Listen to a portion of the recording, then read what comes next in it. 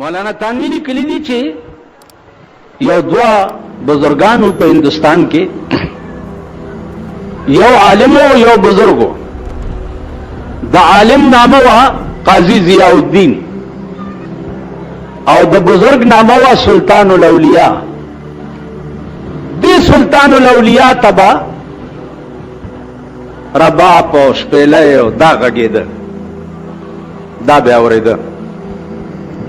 دی قاضی ضیاء الدین په جمعات کې ورپسې لګیا او چې دا پلیت او دا مردار او دا غدار او دا پلانه او دا پلانه لګیا.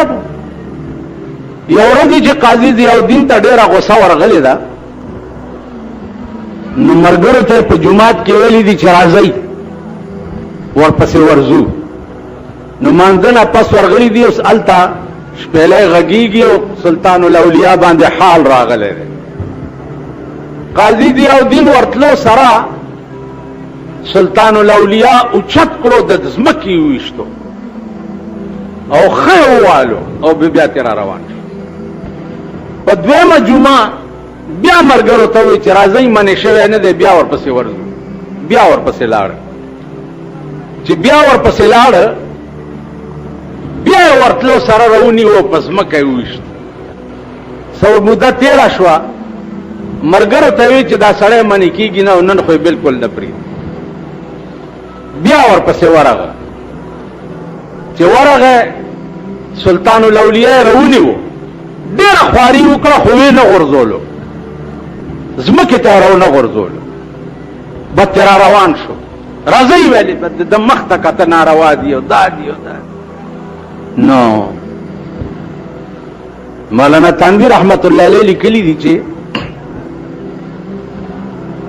رومبي ځل چې دا قاضي ضیاء الدین ورغه او دا سلطان الاولیاء رونی وو نو د دې سلطان الاولیاء روح چې د اول اسمان ته پرواز کړو په حال کې چې اول اسمان ته پرواز کړو نو د قاضي ضیاء الدین هم ورپسې رسۍ کېدی شوه او هلته نه رونی وو پس مکه یې وویشت. په دویمه جمعه چې ورپسې لاړو نو د قاضي ضیاء الدین د ده رانیول چې نو د ده روح دویم اسمان ته پرواز کړی. نو قاضي ضیاء الدین روح هم دویم اسمان ته رسېدی شو هلته نه یې رونیو په دا ځمکه یې وویشت. په دا درېیم ځلې چې دی رونیو او ډېره خواري وکړه خو په ځمکه یې ونه ویشتی شو.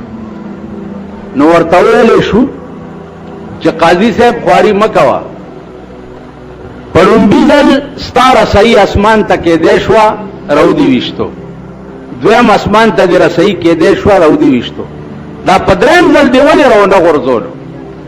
ویلې دا ځکه چې د سلطان الاولیاء روح د اووم اسمان نه پاس پرواز کړی د اووم اسمان نه. نو چې زه ورپسې تلم هلته پیاره ولاړه وه او راته وی چې قاضي صاحب دې ځای نه مخکې ته نشې تللی. خیال هم راغی. دا خبرې دي عزیزانو د حال. اوس یو ملا مانه تپوس وکړو چې یاره دا مړه خو څه چې زمونږ عادت دی مال خبره واوره دا جاز د څه شي جوړ دی تاسو ووایئ. دا اوسپنو دا دومره لوی شی چې پکې 400 کسان ناست. زه چې حج ته تلم نو جمبو جټ کې تللی وم 450 کسان پکې مونږ ناست 450 او 450 بکسونه مو 450 بسترې مې او د کراچۍ نه چې اوچت کړو نو په 3 غنټو کې په جده باندې کوز. دا دومره اوسپنې چا پاوا کړي دي؟ الله کړي دي که امریکې او یورپ کړي دي؟ تاسو ولې نشئ کولی؟ روټي خلاصو. پاکستانیان غول ډیر کوي. کم یو چې ګورې که نه 3 سیره غول د وخت کوي. امریکا او یورپ ممالک چې دي او چین او روس د اوسپنو نه داسې شی جوړ کړي چې هغه مریخ ته الوزئ سپوږمۍ ته الوزئ د سپوږمۍ کاڼي چې دی هغه دوی راوړي بیا دلته په جشن کې خود نن مریخ ته د امریکای راکټې روانې دي. دلته سره ما تراغه الله زمونږ استاد خدا سي اریان دریان ویل څنګه خلک وایي چې جاز امریکای سپوږمۍ ته وختو الله توبه ویل قیامت مال بډاو کزوان دی ویل ډېر بوډا دی مال داسې لږ دی دی نه 1980 وګړه چاوا چې کومه زمانہ کې ګرځې لګیا ہے اوس خوار شي ستا مخې ته راغی هر شی تاسو کیا سم عقل نه راځي اوس هم نه پوهېږئ چې د انسان جوړ کړی شی په سمندر د پاسه زمونږ جاز کې اعلان وشو کہ اس وقت ہم 38,000 فٹ کے بلندی پر جا رہے ہیں. د سطح سمندر میں 38,000 فٹ اچت بلندے باندې روان مونږ چې پیوزه باندې ورغو لاندې چې دا سوکته اوریازو پاس نورو. نو عزیزانو کده انسان جوړ کړي شی اخو د مریخ ستوري ترسي او سپوږمۍ ته درسي او د خدای جوړ کړي بنده چې دی هغه د اول اسمان نه پرواز نشي کوله. ها دا بنده خو ځان خدای تسپارلو نو خدای ته نه راکټ جوړ کړو کله اول اسمان ته بوزیو کله دیم ته بوزیو کله کیسګوريو کله کیسګ.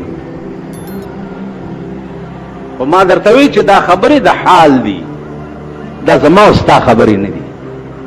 خبره دا بم واوري چې استاد دا باران د کوم ځای نه کیږي؟ اسمان نه. قرآن شریف کې چې خدای ویلي چې انزلنا من السماء ماء ما د اسمان نو بدر نازلی کړی دي. وی دا ساينسدانان خو وایي چې په اوریازي نه باران کیږي. وایي بچیا کافر ډیر شو غږ مکوه. هغه څه وایي چې وایي بچیا کافر ډیر شو غږ مکوه. وایي چې باران د اوریازي نه کیږي. او تا کې دومره عقل نشته چې اسمان څه ته وایي؟ كل ما فوقك فهو سما. کم شی چې ستا د سر د پاسه دی هغه ته اسمان وایي. نو اوریازي ته هم اسمان وایي که د چت ته هم اسمان وایي چې ستا د سر د پاسه دی. او دا په سترګو دنیا ما لیدلې ده او دنیا لیدلې دي چې باران د اوریازي نه کېږي. لیکن مونږ کې عقل چې راځي قیامت وایي. نه په عوامو کې عقل شته او نه په خواصو کې شته. البته دا د پاکستان لیډران چې دي کې لږ عقل ډېر دی او مونږ کې خو بالکل نشته. که دوی له خدای د چا راغلی راوایي د قوم بیړۍ تباه کړه 50 کاله د ملک بیړۍ تباه کړه 50 کاله. د پاکستان نه لیډر د ملک د پاره څه تعلیمي خدمت وکړو او نه حکومت وکړو او نه خواص وکړو. بس هر یو چې ګوري روټي خلاص ته بل کور جوړي د بل کور نه جوړي. هر یو کوم ملکونه چې آزاد شي هغه ځان په خپل جوړ کی په خپل. په دلی کې سن 86 کې زومنو راجیو گاندھی وزیر اعظم میں وکتو چې د دلی په مال روډ باندې روانو یو دومره غوندې فیټ موټرو لکه دلته دا سوزکی موټرونه چې دي دومره غوندې فیټ موټر کې ناستو او 2 کسور سره گاډو او سیکریټریټ تطلب. د 90 کروڑ دنیا وزیر اعظم دلته د 50 کسو وزیر اعظم چې د 52 کسانو هغه چې سماس خوتن راځي د سهار نه چې کومې لارې ورته بندي چې کومه دنیا د خدای په قهر اختی پولیس ور سره د خدای په قهر اختی. څه چل دی صاحب وزیر اعظم کی سواری گزر رہی ہے ہی ہے په دې خبرونو کې کتا سو اوري دا درې ټکی ډیر وای هی ہے او ہے بل څه نشته پکې. هی ہے بس هی دی نور پکې څه نشته. دې جماعت کې اورځ داسې چلو چې دې کې دلته واده چې واده نو چا روټۍ نه ورکړې ځکه چې واده کې ټول وریجې خوړې.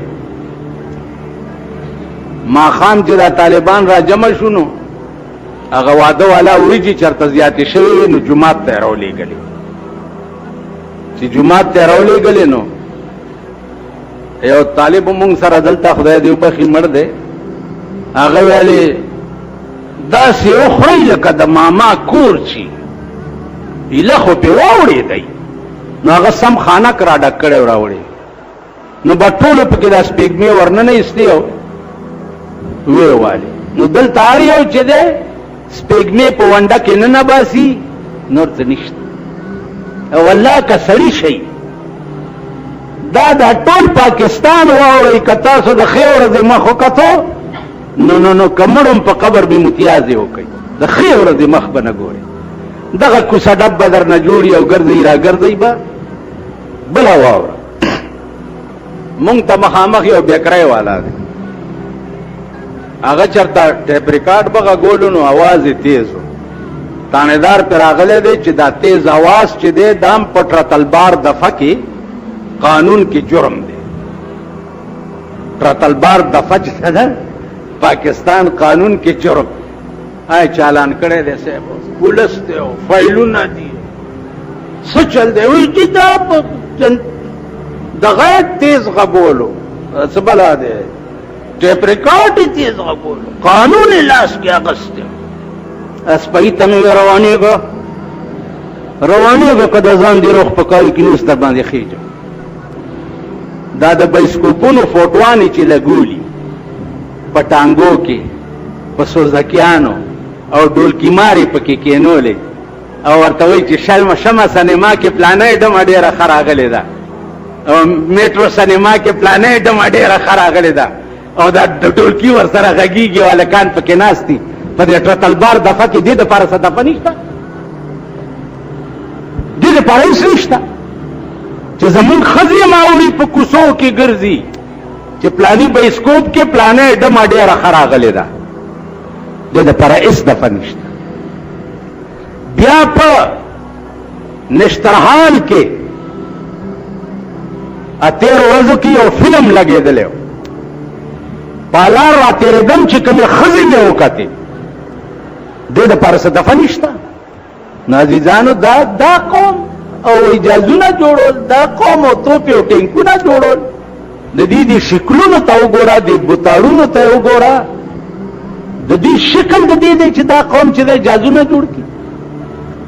ته به وایې چې مسلمانانو قرآن کې راځي وله الجوار المنشآت في البحر كالأعلام سورة رحمان کی چھے بحری جازونا دا دا رسول اللہ صلی اللہ علیہ وسلم نم 1200 کال مخ کی مسلمان جوڑ کری دا بیڑائے دا مسلمان ایجاد دے دا ایجادات خطول دا مسلمان کارو و مسلمان نن دو حیثیتش یا ټول ورځ کار کول ټیکه کول دکان کول وغیرہ وغیرہ وغیرہ یا په دفتر کې صاحب ملمانه راغلی او دوستان راغلی او چایونه دی او بسکټي دی او چې ماسپخین نه پس مازیګر کور تراشي نو په کور کې انبر سرای میخه ساتلې ده هغه بیا یاتاباد ته بوزي یا یاتاباد ته بوزي او یا آرمی سټیډیم ته بوزي یا شفی مارکیټ ته بوزي بیا په شاپینګ کوي د شپې میخه سرای او د ورځې بسکټ خوري د سنداګانو نه بدا جازونه دا به ټوپی جوړي دا به ټینکونه جوړي د دې سنداګانو ټول ورځ دا ډیوټي ده. کالجونه دی وګوره کالج د پاوس میرټ خو شوی ده میرټ دومره 100 نمبر چینو میرټ باندې برازیو میرټ باندې برازیو میرټ ستا د کالجونو په دې 50 کاله کې وکړه څه بنیادی ټکی درته ما درته عرض وکړو چې موږ خلک په دې ډنګ نه دي او بنیادی ټکی درته وسوک رسول الله صلی الله علیه وسلم چې په کوم ورځ نبوت په غار حرا کې ورکړې شو او په لاره کې ابو بکر صدیق وکړو سچلو شو بس ما ته خو جبريل راغی دا اقرا بسم ربک الذی قران راوړو او د لا اله الا الله دعوت را کو چې خلق ته وایا ابو بکر ملت ولاړ دی او وی چې لا اله الا الله محمد رسول بلا رکی رسول الله صلی الله علیه وسلم ته تاسو کې چې تاسو سپختنه او نکړه نه د معجزات غوښته نه د سن هغه ته ما سره ورکوټه لوي شوی تا د دنیا په خبرو کې چرته دروغ نه دی ویلی نو دا خو د دین خبره ده دې کې بسنګ دروغ وي ابو بکر عاشق شو چې عاشق شو د دنیا لوی دولتمند په مکه کې بل څوک نه و ټول مال د اسلام په لار کې قربان ټول بیا دا شوق چې اوس به دا سر کله په دې هسته قرباني دا بکړه دا بنیاد دی د عشق او د مینې رحمان بابا نا تاسو شو عشق څه ته وایي هغه ورته وایي چې مینا خدای پتا باندې پیدا کړه چې مینا خدای پتا باندې پیدا کړه تر کما په هغه ورځ خپل رضا کړه بس چې پتا مینا پیدا شو نو خپل رضا مې پرې خو اوس بستا رضا کو اوس بستا رضا وفا کړې ک جفا کړې ما داستا جفا قبول په وفا کړه اوس تا خو خلا تیار سکی او ما خپل رضا پتا قربان کړه ګل پلاله په گوهر کله سوک پیری بل ما چتا خندا کړه ما جړا کړه ز رحمان چستا د حسن سنا خوانیم ز رحمان چستا د حسن سنا خوانیم ستا د روی درس جهان زما سنا کا د یو د حسن صفت چې تکي دنیا بستا صفت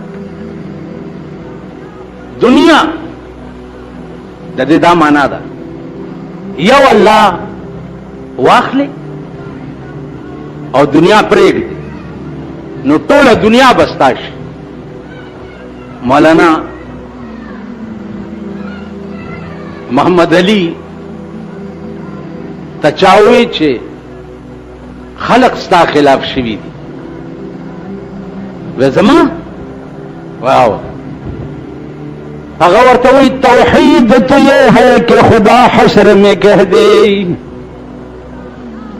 توحید تو یہ ہے کہ خدا حشر میں کہہ دے یہ بندہ دو عالم سے خفا میرے لیے ہے توحید سے توئی توحید دی توئی چې په حشر کې आवाज وشي چې دا هغه سره دی چې د ټولې دنیا نه ما د پاره خپاو بیا ورته وی خلکو خبره کې خلق کیا ڈر ہے اگر ساری خدائی ہو مخالف کیا ڈر ہے اگر ساری خدائی ہو مخالف کافی ہے اگر ایک خدا میرے لیے ہے سنجا رضا کټوله خدای دې برخلافي او یو خدای دې مرګري څوک دې څه نشي کولی ټوله خدای دې مرګري او یو خدای دې برخلافي څوک دې خلاصولې شي نو معامله عزیزانو ټوله هغه په دې ځای کې دننه د یو درد او د یو مینې ده چې خدای سره پیدا شي، چې خدای سره دې لګاو او مینه نه وي ته هیڅ شی نه، ته انسان هم نه. نو عزیزانو الله دیو کی چې هغه درد چې کوم د مولانا روم په زړه کې و چې هغه ممکن پیدا شي. مولانا اشرف علی تھانوی رحمت الله علیه دا دومره لوی سړی تیر شوی دی چې زما جبا داغه د علم او داغه د تقوا او داغه د شان تاب نه لري چې هغه ستاسو په مخ کې بیان. هغه یو واقعه لیکلې ده، اوس په دې به زه تاسو څنګه پوهوم؟ مصیبت دا ده چې یو هغه خلق دی چې صاحب قال وي او یو هغه خلق دی چې صاحب حال وي. صاحب قال چې دی دا مونږ یو، مولیان، طالبان وغیرہ وغیرہ. صاحب حال هغه خلق دی لکه مولانا روم او شمس تبریز او حضرت تھانوی، دا صاحب حال خلق. اوس حال څه ته وایي؟ نو حال ذوقي شی دی، هغه په بیان د چا په سمجھ کې نه راځي، ذوقي شی. یو بزرگ ته چا ویلې چې دا د قبر حال به څنګه ماته پته ولګي؟ هغه ورته وایي چې دا چل دی چې څه ورځې پس کمر شوم نو یو کاغذ او قلم ما سره په قبر کې کېده، نو ما باندې چې لاندې څه تېر شوي به مې درته په کاغذ لیکلي او پاسې بیا 3 ورځې پس واله. بزرگ چې وفات شو د ورسره کاغذ او قلم لاندې کېښوو، په 3 ورځ چې ورغی نو پاس کاغذ پروت، کاغذ کې ورته لیکلي چې بچا د قبر معامله چې وه هغه ذوقي معامله وه، او کم شی چې د ذوق سره تعلق لري په بیان د چا په سمجھ کې نه راځي. اوس ګوره زه تاسو ته چې ګوره ډېر خوږ شی دی، او تاسو په عمر کې چېرته ګوړه مړه نه یې خوړلي، نو تاسو به وایئ چې خوږ څه ته وایي؟ زه ورته یم چې خوږ داسې چې ګنې وي او بیا په ګاڼۍ کې داسې چلو شي او زمینداران ترې نه بیا روړی جوړی کی دا ګوړی او بیا خلک خوري او ډېر خوږ شی دی. پوه به شئ پې او که زه تا ته ووایم چې ګوړه خوږ شی دی او خوږ څه ته وایي او لږه غوندې درکم چې دا دی ویې څکه، خو چې خولې ته یې کړي نو پته به درته ولګي چې خوږ شی دی ته وایي. ټیک شو؟ بزرګ ورته لیکي چې د قبر معامله ذوقي وه، سکلو سره تعلق لرلو. هغه زه لیکلی نشم چې دا قبر کې ما سره څه چلو شو، او یو ټکی درته لیکم چې ما وسکله د قبر معامله او ته را روانې نو په سترګو به یې وګورې. او یو ټکی واوره چې پیغمبر په حدیث کې د قبر متعلق څه ویلي دي، نو 14 سنې په ایمان لره ما سره مغه معامله وشوه چې کومه معامله پیغمبر په حدیث کې ویلي.